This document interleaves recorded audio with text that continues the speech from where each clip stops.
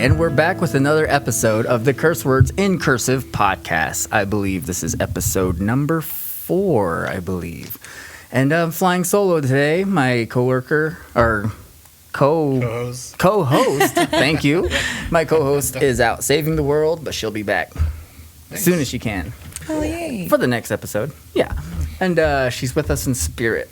Yes. So I have 2 very awesome guests from a really nice known band around Farmington. And let me introduce Julie and Tritt from the band Julie and the Boyz. Hello. Oh, this is so exciting. Yeah. Welcome. Thank you for having us. Have you guys ever done a podcast? No. This is the first. No, for the first time. Yeah. It's good. It's fun. I like it. This is only the 4th one I've done. I've never done a podcast. Really? Yeah. Oh, never. yeah. And I'm just jumping into it. I listen to a lot of podcasts. Yeah. Me too. Yeah. Yeah. Me too. Yeah. Do you listen to podcasts? I have not. My friend listens to the Joe Rogan podcast and tells me about it all the time, but I've never just had. I'm always listening to music. Yeah. Nice. Yeah, so you guys are in a band and you guys play a lot of local shows. Oh yeah. For almost 4 years now. Yeah. Yeah. Mm-hmm. It's around that time, 4 years. And I used to see Tritt around all the time. Oh yeah. And he was in a different scene. Yeah, He that's was what in a I different heard. scene, and you played Yes. different stuff. I saw you play a bass guitar too. Oh yeah. I envied your bass guitar. You had a nice bass guitar. That was with My Deadly Dearest, wasn't it? Yeah. Yeah. Was that the only band you were in back then? I feel like you were in more bands. I was in He like, was a couple of everywhere. bands. Huh? That's what I'm And hearing. then I'm like that.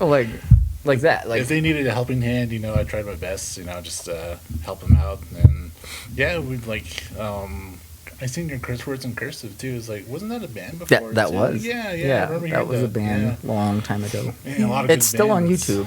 Nice. Oh one of yeah, those- yeah. I wrote and recorded that whole album by myself. Oh, really? Yeah. Man. But my band members wouldn't stay put. They kept falling in, falling out. You know how it Right. is. Yeah. Mhm. So it was just a short-lived band. Yeah. But people came to see us. That's people were like, awesome. "Hey, we want to see your band." Yeah. It was fun. Yeah. But when did you first start playing music? Like, when did you know you were playing guitar? Probably like around when I was like 13 or 14. There was just a bass guitar at my old place where I used to live at, and it was my mom's. I didn't know she was a bass player back then. Really? Yeah, and then it was just sitting there, like in the closet. I was like, "Whoa, what's this?" And then I started fiddling around with it.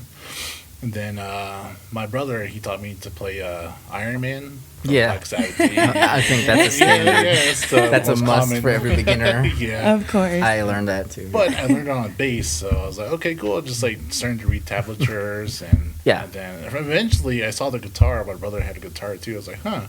I wonder how it is with an extra 2 strings, just see how it goes. But it was kind of difficult. Smaller strings. Yeah, doing chords and like. But your hands felt really big too, right? Yeah. It's like I had callus on my hands already, so I was like kind of fiddling around with guitar. But it's like solos and scales. I don't know what that is, but it's like, just reading tablature, just growing up self-taught. Was there anybody you looked up to as a musician? Ooh man, when I Like first the started out. first one you were like, I want to play bass like that. I want to play guitar like that. Well, with the bass, there wasn't like at the time. It was like I didn't really like. At first, it was like Black Sabbath, Bill Geezer. Yeah. Wasn't that his name? Yeah, Geezer, and he was really good with using his hands and fingers. No pick, just jamming out, just vibing. Rush too, and Geddy Lee. He was really good. Nice. Yeah. But then when it came to the guitars, I started reading guitar magazines. Like, wonder who this is. Just like reading interviews and like getting to know more artists around that time. So I started listening to Pantera, Dimebag, and Pink Floyd, and Van Halen, a lot of things. It's like my brain started like absorbing a lot of things like a sponge after that. Because I was a kid too, so it's like Yeah. So Right. You said you were like 10, 11? I think it was like 13 or 14. 13. Yeah. And some people were bringing guitars to school too. They're like, "Whoa, check this out! I see one of my friends play Marilyn Manson, Sweet Dreams." Yeah. Yeah. I was like, "That's the most common." I had one of the worst shows I ever played, and it was when I was first learning. I was at a wedding, Yeah. and I had a drummer who didn't know how to play drums. I had a singer who couldn't sing, and I was the only one who could play that song. And it was horrible. I thought I was so cool, but I wasn't. And it was just I feel like like they're messing with you when Yeah, an old man yeah. comes up and says, "You sound like AC/DC." I'm like, what? What? You're all What get are you out. talking about? And it's just like, that's embarrassing. Never mind. You're insulting me now. I better go. But yeah. So like, You know, it's 13. funny. So I started playing guitar. Then my parents got me my first guitar at a flea market. And it's funny because like I think this guy was just trying to sell the guitar, just like make it sound nice and like improve. Like, oh, it has distortion in it, or it has an amp inside the guitar. It's like, Oh, one of those. What? That's cool. I want that. But sure, it was just a regular guitar. But I still have that guitar actually. I should have brought it. Yeah. Yeah. But other than that, I just started learning like. My dad told me to learn the national anthem on guitar. Yeah. Jimi Hendrix, and I played it at the rodeo one time. They're having the rodeo in Sanasti a long time ago, like 2004. Yeah. I think it was around that time. And yeah, that was my first show, just playing the national anthem, and they started doing their. It was a field day actually. Come to think about it. Was there a good crowd there? Yeah, it was like a lot of people. Were you nervous? Yeah, it was because like this is my first time playing in front of people. Yeah. So I had to start one day, but I didn't know it was gonna be that early, soon, because I was thinking like, oh, I'm gonna start a band, I'm gonna start playing in front of people live eventually, but Right. it's kind of like, oh, here you go. So at the young age, I was like, okay, well, I kind of like broke the ice, but then eventually. Going into high school, meeting new musicians and people playing guitar, starting bands. People were starting bands Yeah. too. Bands are popping then. Yeah, that was fun. The strip rock scene was pretty popular. It was. I just had my guest here, Dion, and we kind of reminisced about Yeah. how it was back then. Everybody was starting bands. There was like different bands, and like some members were in this band, were in this band Yeah, too, and and they were these- just forming, and like everybody wanted to start a band. Yeah. It seems like everyone was so eager, like just so hungry to like just jam with each Yeah. other and like jam. Yeah. Like some hard, folks would yeah. play this, but then they would also play this, but not tell their friends. Oh yeah, I kind of like this music too. But Yeah. yeah. I was just playing bass for them for a day. They start playing more with them, but Right. oh man, yeah, just like the music scene back then too. Like when the metal music came about too, like August Burns Red and all the newer like metalcore bands start coming out.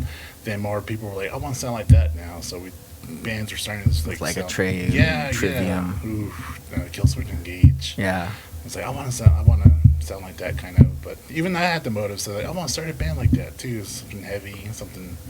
It was like a trend. Yeah. basically, but- Mine was like a mix of Avenged Sevenfold and Paramore, and I Yes. forgot what else. Like I wanted to sing and play at the same time when I wanted some solos, but I didn't want to do the whole blah, blah, blah. Yeah. I was just like, not that hardcore. Yeah. But yeah, we're about the same age back then. So Yeah. So let's hop over to Julie. Hey. Hey, how's it going? Oh, you're I pretty forgot good. You were sitting there. I know. I was just like, wow. I was so enthralled with this conversation. Okay, so Yeah. like you sing? Yes. Do you play instruments? I do. I play guitar a little bit. I mean, I can't even say I'm no Tritt Smith. I'm on. No, I'm not saying anything. But I teach classical guitar and like beginning marching band instruments to students right. at the high school that I work for. And That's Shiprock High School? no, it's Bloomfield High School. Oh, I was like, Shiprock High School? Okay. Yeah. But I work there, and music's been everything to me. It's been my escape my whole life. I've always, When did you first know that music was just it? man, I was pretty young. I was probably about 7, and like I remember just hearing like Celine Dion and hearing like Selena and crying, and I was just like so moved by their voices and moved by, and I would try and sing, and my mom's like, "You can sing, you really can," and I've tried. I sang in church a lot, and I did a bunch of stuff like that. But the first time I ever sang in front of I was thinking of my first live performance. Me and my mom, because all the kids in the school didn't want to sing with me. They all had their little dance groups and stuff, and I was all, oh, I can do that. I got this. I'm cool. I'm a mom. Help me out. But we ended up singing because You Love Me by Celine Dion as like a mother-daughter thing, and I remember just seeing people, like teachers, crying and like calling their moms and being like, this was such a beautiful moment. And I remember feeling so good. And then when I got back to the class, everyone was like, you were lip syncing. That wasn't you singing. And I was like, man, All right. Whatever. Yeah, whatever. it's fine. And I then know what I did. I know I got this. But then I did a lot of musical theater in high school. I did marching band. I did all that stuff, and it's been I was everything in for me. marching band, too. What do you play? What I instrument? played the trumpet. Nice. Yeah. I played the flute. I tried to stay in there, but my grades wouldn't keep me in there. Yeah, it's tough. I think I got kicked out of there. Oh, man. But I got back in there, and when they needed my help, so I wanted to play the saxophone and I wanted to play the drums. I Right. learned the drums, but my parents wouldn't afford saxophone, you know. Yeah. But yeah, I tried. Yeah. I tried to look into one recently, and they're like freaking $400. They're So I'm expensive. like, "Ugh." They're But I still pricey. have intentions to learn. Yes, you can always learn all Yeah. the time. So when did you like start wanting to be in a band? Was that an option for you to like I want to be in a band, or was it people just like I like the way you sing? Would you sing for us? Yeah. How did being in a band come about? Well, I knew I always wanted to be a performer, like in a band. I would watch, dances. I'd watch big, like Royal Flush around here was really huge. Joker's Wild, like some of Yeah. those older bands. Yeah. I used to watch them and just be like, I want to do that. I want to be up there with a tambourine and like I want to do that. Stevie Nicks, Yeah, huh? I was like, I feel this. I can be in this, and it was a lot of in the beginning, musical theater, and then I did the college. I was at the college for a while, and I really tried. I was like, I'm going to focus on my studies. I'm going to be a lawyer. Like that was my big thing. I'm going to be a lawyer. But music like found me. Miss Linda Edwards, she heard me in a voice lesson one day and was like, I want you to join my choir, and I want you to join this thing called company. And with company came meeting musicians. That's where I met Tritt, was through company, through the college. And we had to audition, and that was my first like real glimpse of like what it was like to be in a band. And though it was a bit extreme, it was a little more intense because it was a class.